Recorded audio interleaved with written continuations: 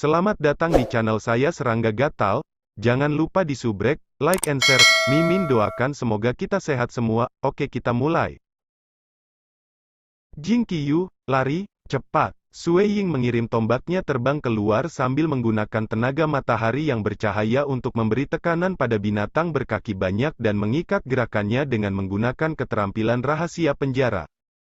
Kamu harus lari. Jika kita tetap di sini, kita akan binasa cepat atau lambat. Mungkin ini bukan masalah besar bagi avatar kita di sini, tetapi apakah ada gunanya juga untuk itu? Aku dapat mengulur-ulur binatang buas untuk sementara waktu lebih lama dengan keterampilan domain aku dan spesialisasi aku dalam pertempuran jarak dekat, tetapi kamu praktis tidak memiliki cara untuk menolaknya. Cepat lari dari sini, cepat. Aku akan mencoba memikirkan cara untuk melarikan diri setelah kamu pergi. Siapa tahu, aku bahkan bisa selamat dari ini juga. Petik 2. MN. Jing Qiyu memiliki pengalaman seumur hidup, jadi dia bisa sangat menentukan ketika itu penting. Meskipun dia merasa sulit untuk menyaksikan suaminya menghalangi jalan musuh, dia merasa lebih mudah untuk menanggung dengan mengingat bahwa dia dan suaminya hanya mengirim avatar mereka ke sini, dan bagi mereka untuk binasa tidak berarti banyak. Meski begitu, mereka lebih suka hanya mengorbankan hidup mereka dengan alasan yang bagus. So, Jing Qiyu berubah menjadi aliran partikel dan melarikan diri. Sementara itu, Sui Ying dan binatang berkaki banyak yang mengenakan baju besi hitam melanjutkan pertempuran hiruk-pikuk mereka. Hong, hong, hong, gelombang tubuh Sui Ying dihancurkan berulang kali ke dinding gunung di sekitarnya. Dengan menggunakan keterampilan rahasia yang berhubungan dengan domain untuk memperlambat gerakan lawannya, ia bisa, dengan banyak kesulitan, menghalanginya dengan menindaklanjuti dengan teknik tombaknya. Meskipun binatang itu memiliki kekuatan besar, kekuatan matahari bercahaya Sui Ying terkenal karena meningkatkan kekuatan fisik pengguna, sehingga ia dapat menahan binatang itu melalui penggunaan berulang kali keterampilan rahasianya, live. Sementara kekuatan binatang berkaki banyak ini jauh melebihi milikku, tapi aku masih bisa melawannya dalam pertarungan langsung, pikir Sui Ying. Yang tidak diketahui olehnya adalah kenyataan bahwa binatang berkaki banyak yang relatif lebih lemah ini dikirim tepat untuk memperpanjang pertempuran ini selama mungkin sebelum akhirnya membunuh mereka. Meski begitu, aku tidak bisa lagi melawannya. Aku telah mencapai batas aku. Sui Ying berbalik untuk melarikan diri dengan kecepatan tinggi sambil terus menampilkan teknik tombaknya. Siu! Aliran partikel terbang dalam semburan. Kamu pikir kamu bisa melarikan diri? Binatang hitam lapis baja itu meraung untuk mengejarnya, kecepatannya dengan mudah melampaui Sui Ying. Itu tidak lama sebelum binatang itu menangkapnya dan keduanya mulai bertukar gerakan pembunuhan di tengah-tengah penerbangan berkecepatan tinggi. Namun, alih-alih mencoba meninggalkan terowongan, Sui Ying melarikan diri kembali di jalur yang sama, mengarahkan kembali ke gua tempat dia masuk. Bagaimanapun, istrinya telah menuju ke arah senjata dewa sejati, dan dia mengambil rute yang sama mungkin membuatnya terlibat. Jika dia akan mati, dia lebih suka melindungi istrinya dengan nyawanya. Setelah berubah menjadi aliran partikel, Jing Qiyu telah terbang. Ada cahaya tajam di matanya yang berasal dari ketidakpuasan terhadap dirinya sendiri. Lagi pula, Sui Ying hanya datang ke reruntuhan karena dia ingin membantunya. Sui Ying, Jing Qiyu melihat ke belakang, tetapi tidak ada tanda-tanda ada yang mengejarnya. Sui Ying dan binatang berkaki banyak itu masih terlibat dalam pertempuran mematikan saat terbang dengan kecepatan tinggi di udara. Gelombang salah satu cakar binatang itu memukul Sui Ying dan mengirimnya terbang ke belakang. Dia bahkan telah mencoba menangkis serangan dengan tombaknya, tetapi dampaknya masih menyebabkan dia muntah seteguk darah. Meskipun telah dipukul, Sui Ying terus terbang, dan luka di dadanya sudah mulai sembuh. Luka seperti ini hanya luka daging bagi pembudidaya. Namun, jika dia dipukul langsung, tubuhnya tidak akan mampu menerimanya, dan kemungkinan besar dia akan meninggal di tempat. Di tengah pertempuran berdarah, pemahaman Sui Ying tentang keterampilan rahasianya, live, semakin meningkat. Tampilan teknik tombaknya berasal dari hati, dan sepertinya keindahannya terbentuk dari segudang makhluk di dunia. Gaya bertarung seperti itu tampaknya hampir sempurna, melihat bagaimana itu memungkinkannya untuk terus bertahan begitu lama. Namun, bahkan keterampilan ini pada akhirnya akan mengecewakannya, dan semakin lama pertarungan ini berlanjut, semakin banyak Sue Ying yang akan segera kehilangan nyawanya. Aku harus lebih cepat, itu harus tepat di tikungan. Hati Sue Ying sekarang merindukan hal tertentu. Binatang berkaki banyak yang mengejar hidupnya selama ini tiba-tiba melambat, dan tampaknya telah kehilangan keinginan untuk terus memburunya. Keraguan tertentu muncul di benaknya. Pintu darah berkobar. Memang, ketika Sue Ying melarikan diri di jalan yang sama yang sebelumnya dia ambil, itu tidak lama sebelum dia kembali ke Blazing Blood Door. Menarik, sangat menarik, mata binatang hitam lapis baja itu berbinar penuh harap. Siu! Sue Ying melihat daerah kosong yang luas dari sebelumnya, serta dis berwarna darah besar yang sama sekitar 1,5 juta kilometer terbaring di tanah. Berbagai pola pedang dan bilah diukir di permukaannya, memancarkan aura darah dan kematian. Di sekeliling cakram ini adalah pasangan dan trio yang terbangun dari prajurit lapis baja yang bercakap-cakap mengobrol satu sama lain. Tiba-tiba, mereka semua menoleh untuk melihat ke arah Sue Ying. Apa? Dia sebenarnya punya keberanian untuk kembali ke sini? Petik 2. Orang itu sudah kembali? Ratusan atau lebih prajurit yang mengenakan baju besi berwarna darah menatapnya dengan kaget. Pada saat yang sama, binatang berkaki banyak yang mengejar Sue Ying berhenti total, tetap tinggal di mulut terowongan yang mengarah ke daerah kosong ini. Sue Ying turun untuk mendarat langsung di cakram berwarna darah sambil terus mengawasi pergerakan prajurit. Semua dari mereka memusatkan perhatian mereka kepadanya membuatnya merasa tidak nyaman, dan hanya sekali mereka sedikit mengendurkan genggaman mereka pada senjata mereka bahwa Sue Ying mampu mendapatkan kembali kendali kekuatannya. Apa kamu berencana melewati pintu darah berkobar? Dari barisan prajurit lapis baja darah, seorang wanita tinggi dan langsing tiba-tiba bertanya dengan suara yang agak feminin. Masuk ke pintu darah berkobar? Sue Ying menghela nafas ke dalam begitu dia melihat bahwa para prajurit tidak segera menyerang, dan kemudian berbalik untuk melihat binatang berkaki banyak yang berhenti di jalurnya agak jauh. Segera, seorang prajurit bertubuh kecil terbang keluar dari tengah-tengah semua prajurit lapis baja darah lainnya dan mendarat di atas Blazing Blood Door. Matanya menunjukkan niat jahat saat dia menatap Sue Ying. Juste satu lawan, pikir Sue Ying. Prajurit lain yang mengenakan baju besi berwarna darah hanya menonton, bahkan tidak peduli untuk memburu dan membunuh binatang lapis baja hitam dari sebelumnya. Tebakan aku seharusnya benar, kalau begitu. Dia telah melarikan diri di sepanjang rute yang sama yang dia masuki, berakhir kembali di Blazing Blood Door. Namun, dia hanya menggunakan jalan ini karena dugaan tertentu yang dia miliki. Ketika mereka pertama kali melewati pintu, 4 prajurit telah melangkah untuk menghalangi jalan mereka. Harus dinyatakan bahwa, pada saat itu, mereka telah dikepung oleh ratusan prajurit. Jadi mengapa hanya 4 dari mereka yang keluar untuk melawan mereka? Mungkinkah itu hanya kebetulan bahwa ada juga 4 anggota di timnya? Di atas semua itu, begitu Raja Fuqiong meninggal, prajurit yang bersenjatakan pisau berhenti bertarung dan pertarungan berubah menjadi pertempuran 3 lawan 3. Jika bukan karena fakta ini, Raja Armadillo Jade tidak mungkin bisa melarikan diri dengan mereka berdua, mengingat seberapa cepat pengguna pisau itu. Pertarungan dimulai sebagai 4 lawan 4, dan kemudian berubah menjadi 3 lawan 3. Ini menciptakan keraguan tertentu dalam pikiran Sue Ying. Selain itu, cakram berwarna darah memberinya sensasi yang sangat aneh, yang hanya membuatnya semakin penasaran dengan kebenaran masalah tersebut. Jika aku kembali sendirian, apakah aku akan ditempatkan dalam pertarungan 1 lawan 1? Sue Ying sudah mulai menebak. Dari 4 lawan dari pertempuran sebelumnya, pemegang pisau, pejuang tinggi dengan tinju emas, dan prajurit wanita yang mempesona jelas lebih kuat daripada pejuang berambut hitam yang tidak mengungkapkan strategi khusus. Sue Ying merenung. Apakah mereka mengirim 4 prajurit tertentu untuk mencocokkan setiap anggota tim kami?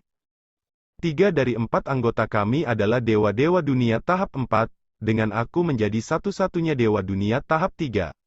Dengan demikian, dari 4 prajurit yang dikirim, 3 lebih kuat dari yang terakhir. Sue Ying jelas seorang ahli yang terampil, dan kecepatan berpikirnya sulit ditandingi. Meskipun posisinya menyesal selama pertarungan sebelumnya, Dia telah mengamati setiap langkah pertempuran dengan hati-hati, dan menghasilkan beberapa spekulasi berdasarkan itu. Karena itu, ia memutuskan bahwa ia lebih suka mempertaruhkan nyawanya untuk memverifikasi spekulasi ini. Setidaknya itu akan memberi makna pada kematiannya. Bahkan jika dia akhirnya mati setelah itu, dia bisa mempertahankan beberapa wawasan tentang pintu darah berkobar. Belum lagi, jika dia memenangkan pertaruhan, dia bahkan mungkin menghindari kematian. Sepertinya pilihan aku benar. Sui Ying menatap prajurit kecil yang telah turun ke dis besar. Lawannya singular, dan ancaman yang dia rasakan darinya jauh lebih lemah. Kamu bertanya kepada aku apakah aku ingin memasuki pintu darah berkobar? Sui Ying memandang wanita jangkung dan kurus itu, dan bertanya sambil menyeringai, apakah ada aturan yang ditetapkan untuk orang yang ingin melewati pintu darah berkobar?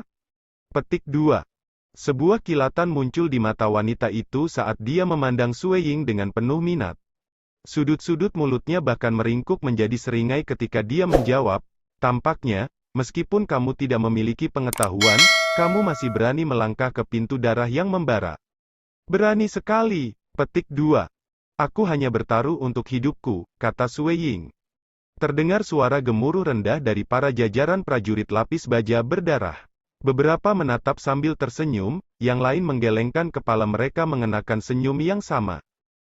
Bisakah kamu memberitahuku aturan yang ditetapkan untuk masuk melalui pintu darah berkobar? Sehingga aku setidaknya bisa mati dengan pemahaman yang jelas, yaitu, kata Sui Ying sambil tersenyum. Ketika Sui Ying melepaskan tombaknya, 9 badan dunia lainnya telah melakukan hal yang sama. Tombak pertama, biasa, tetapi kekuatannya mulai menumpuk. Prajurit lapis baja mungil itu, bagaimanapun, cukup bersemangat, karena tubuh asli Sui Ying akhirnya melepaskan tombaknya. Jika bukan karena itu, dia akan merasa cemberut, jika Sui Ying terus bersembunyi. Tombak kedua, sekelilingnya mulai berputar dan ini meningkatkan kewaspadaan prajurit lapis baja mungil, Cao Wu, ada sesuatu yang tidak benar. Tombak ketiga, boom, seolah-olah 10 matahari bintang yang memukau semuanya muncul di depan matanya sekaligus. Ia buta dan tidak bisa melihat sama sekali. Dia hanya mengandalkan hukum-hukum misteri yang mendalam untuk merasakan sekelilingnya untuk mendeteksi jejak 10 tombak. Dia juga mendeteksi jejak ancaman yang kuat. Itu pasti langkah paling kejam yang pernah dilakukan Sui Ying. Kelompok pejuang prajurit lapis baja darah warna cukup terkejut. Keterampilan rahasianya yang baru dipahami, Destruction, yang mengeluarkan pencerahan dari jajaran kuno di Danau Heart Island dan mengumpulkan akumulasi dari 2 tombak sebelumnya, menyebabkan kekuatan ledakan dari tombak ketiga menjadi sangat kuat. Scarlet Cloud Spear tampaknya melaju dengan marah. Itu adalah keterampilan rahasia, penghancuran. Itu dianggap sebagai teknik tombak juga, permainan aturan yang luar biasa, dan tanpa gaya penggunaan yang tetap. Ini dapat digunakan untuk mendorong, untuk meretas, untuk menyapu, atau untuk menelusuri. Dan ketika badan-badan dunia di 9 dunia lain mengaktifkan keterampilan, penghancuran, apakah itu mendorong, atau menyapu, mereka semua diarahkan ke Cao Wu. Itu buruk, ekspresi Cao Wu berubah drastis. Maksud sebenarnya dari aktivasi tombak ketiga ini hanya terungkap ketika itu meledak. Dan sudah terlambat baginya tetapi dia mulai menampilkan dan menggabungkan seni bela diri dan teknik pisau, dengan harapan untuk memblokir itu. Pu, Peng, Qi, tombak-tombak itu tiba-tiba datang, dan sambil mengamati ini dalam waktu singkat, teknik pedang Cao Wu telah dimata-matai oleh Sui Ying. Bang! Scarlet Cloud Spear terakhir dikelilingi oleh kegelapan hitam pekat, dan dikelilingi oleh gelombang kekuatan, melonjak tajam ke arah Cao Wu yang sudah terperangkap oleh 9 tombak, dan setelah bekerja sangat keras, ia tidak dapat menahannya emosi saat dia berubah menjadi cahaya yang mengalir dan pergi ke arah yang berlawanan. Tapi gerakan mengamuk ini terus meronta-ronta dengan sempurna di tubuhnya, kekuatannya terlalu besar. Guncangan terus-menerus membuatnya terbang mundur, dan keluar dari parameter lampu merah, dan ke dinding tebing, menghancurkan lapisan es yang tak terhitung jumlahnya sebelum ia berhasil menstabilkan dirinya. Dengan wajah yang tidak sedap dipandang, dia memandang ke arah Sui Ying, yang berdiri jauh di atas cakram berwarna darah. Dan meskipun dia tidak terluka sedikit pun, dia tahu dengan jelas bahwa dia kehilangan. Untuk dikeluarkan dari Bloodfire Door akan membuat kehilangannya dalam pertempuran. Bukan spearmanship yang buruk yang kamu perlihatkan. Cara bergerak ini melebihi ranah tahap 3, dan hanya berdasarkan permainan aturannya yang menakjubkan. Ini akan dengan mudah diakui sebagai perpindahan dari ranah tahap 4. Wanita jangkung dan kurus itu memuji sambil tersenyum. Itu tombak yang sangat kuat, adik laki-laki Chow Wu tidak kalah dalam ketidakadilan. Para wanita yang mempesona melanjutkan. Dewa dunia dari alam panggung 3 dengan kekuatan seperti itu pasti memiliki hak untuk membuka gerbang ke pintu api darah. Wanita jangkung dan kurus itu melanjutkan, praktisi asing, kamu telah lulus tes penyaringan, dan sekarang menjadi tamu dari Danau Heart Island. Ini adalah hadiah untukmu, saat lulus ujian. Saat dia berbicara, wanita jangkung dan kurus mengeluarkan jimat berwarna darah. Jimat berwarna darah hanya memiliki satu karakter yang tampak aneh di atasnya. Meskipun dia belum melihat sesuatu yang mirip dengan karakter ini, Sui Ying tiba-tiba mengenali karakter Mo Ying. Mo, pada saat Sui Ying mulai ragu, jimat berwarna darah telah terbang ke sisinya. Apa gunanya jimat ini? Sui Ying bertanya. Itu seharusnya berguna. Wanita jangkung dan kurus itu berbicara dengan nada acuh tak acuh, kamu baru saja lulus tes penyaringan, hadiah untuk ini tidak akan terlalu tinggi. Akan ada lebih banyak harta untuk lebih banyak bahaya yang kamu selamat setelah gerbang Bloodfire Door terbuka. Petik 2. Chow Wu yang mungil berbicara dengan lembut dari samping, yang penting bagimu adalah bahwa kamu sekarang adalah tamu dari Pulau Heart Lake, dan itu adalah hadiah terbesarmu. Setelah menjadi tamu di pulau ini, kamu tidak akan lagi dianggap pengganggu, dan tidak akan menyerah pada serangan kami. Kamu dapat berjalan dengan bebas di area umum kami. Namun, kamu dilarang masuk ke wilayah terlarang di pulau itu. Petik 2. Berjalan bebas di area umum? Sui Ying sangat senang. Itulah manfaat menjadi tamu di sini. Betapa indahnya. Itu adalah hadiah yang sangat berguna untuk dimiliki, dan untuk dirinya sendiri, harus berada dalam bahaya terus-menerus akan menjadi sakit kepala. Honglong-long gelombang-gelombang, tiba-tiba, cakram berwarna darah di bawah kaki Sui Ying terpisah perlahan, dan menarik ke samping, mengungkapkan terowongan yang tampak mengerikan. Sui Ying merasakan tusukan teror yang menusuk tulang, dan terbang untuk mendapatkan pandangan tentang apa yang ada di bawah. Tampaknya ada isapan dari bawah, dan itu dalam proses mengisap Sui Ying. Terowongan yang terungkap setelah cakram berwarna darah menarik, adalah ruang kekosongan bengkok. Namun di ruang bengkok ini, ada 18 garis pembuluh darah berwarna darah, dan di setiap garis, mereka tampak melolong dari kehidupan yang tak terhitung jumlahnya. Sebuah pemandangan belaka telah tanpa sadar mengeluarkan teror dalam dirinya, dan itu menghalangi napasnya sampai-sampai dia merasa seperti berjongkok. Bahkan menghadapi Yang Mulia, Dewa Kaisar tidak setakut ini. Namun, terowongan ini telah memberi Sui Ying rasa teror sejauh itu. Berhenti, berhenti, berhenti. Sui Ying berbicara, aku menyerah. Aku menyerah. Petik 2. Menyerah? Wanita tinggi dan kurus itu terkejut, kamu tidak akan menabrak pintu api darah lagi? Sui Ying melanjutkan, The Bloodfire Door penuh dengan lapisan bahaya, seharusnya tidak wajib, bisakah aku menyerah? Wanita jangkung dan kurus itu menganggukkan kepalanya, dan pada lambaian tangannya, cakram berwarna darah itu berkumpul kembali, menyegel terowongan yang tampak mengerikan itu. Kamu cukup pintar, dengan kekuatanmu, kamu mungkin terbunuh di dalam terowongan. Wanita jangkung dan kurus itu melanjutkan, namun, ketika kamu sudah tumbuh lebih kuat, kamu boleh menantang pintu ini lagi. Petik 2. Aku akan. Sui Ying setuju. Meskipun dia saling menyetujui saran wanita itu, dia tahu betul bahwa dia seharusnya tidak memperlakukan masalah ini terlalu ringan. Ini dibangun dengan hati-hati oleh pemilik Danau Heart Island dengan maksud untuk menangkal penyusup, dan dengan melihatnya, itu akan sangat berbahaya di dalam. Hanya tes screening sudah cukup sulit bagiku. Apakah aku mencoba mencari kematian masuk ke dalam terowongan? Aku mungkin akan mempertimbangkan ini ketika aku lebih kuat. Dan karena aku seorang tamu dari Danau Heart Island, aku tidak akan diserang di area umum kan? Sui Ying bertanya. Wanita jangkung dan kurus itu mengangguk setuju, tapi jangan melanggar batas area. Di mana area terlarang ini? Sue Ying bertanya. Jangan khawatir, jika kamu melakukan pelanggaran karena kecelakaan, kamu akan dikeluarkan. Tetapi jika itu dimaksudkan, kamu akan dibunuh. Wanita jangkung dan kurus menjawab pertanyaannya. Dimengerti. Sue Ying tersenyum, semua orang, aku akan pergi. Tepat setelah dia berbalik untuk pergi, Sue Ying berhenti dan melihat ke arah prajurit mungil jauh, saudara Cao Wu. Prajurit mungil, Cao Wu, berbalik dan memandang Sue Ying dengan heran, ada apa? Kamu seorang dewa dunia tahap 3 kan? Sue Ying bertanya. Aku pikir begitu, jawab Cao Wu dengan cemberut. Sue Ying mengangguk ringan. Dia mengetahui hal itu ketika dia bertarung melawan Cao Wu, dan meskipun keterampilan rahasia Cao Wu, teknik pisau, sangat kuat, dia adalah dewa dunia tahap 3, meskipun pandai bertahan.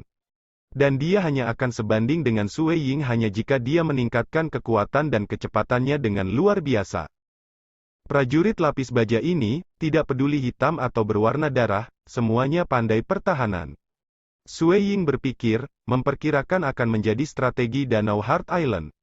Pada saat yang sama, dia mempercepat dan terbang. Dan binatang hitam lapis baja yang memblokir lembah mundur, dengan menyentuh dinding gunung sebelum menghilang. Kamu bahkan sudah menjadi tamu di Danau Heart Island? Binatang berkaki banyak lapis baja hitam itu bergumam ketakutan, sebelum menghilang ke dinding pegunungan dengan yang lain. Sue Ying merasakan kegembiraan yang tak masuk akal setelah melihat binatang hitam lapis baja membuat keberangkatan mereka. Ini benar, mereka tidak lagi menyerang aku. Suara mendesing. Sue Ying dengan cepat melaju ke arah yang dituju istrinya, untuk menyusulnya. Jing Qiyu, katakan padaku, di mana kamu? Jangan lari, aku datang. Sue Ying segera berkomunikasi, merasa emosional dan penuh percaya diri pada saat yang sama. Itu adalah yang pertama, kepercayaan diri untuk membawa istrinya ke tempat yang... Sekian dulu update-annya, tunggu lanjutannya di channel saya Serangga Gatal, di subscribe ya guys. Terima kasih.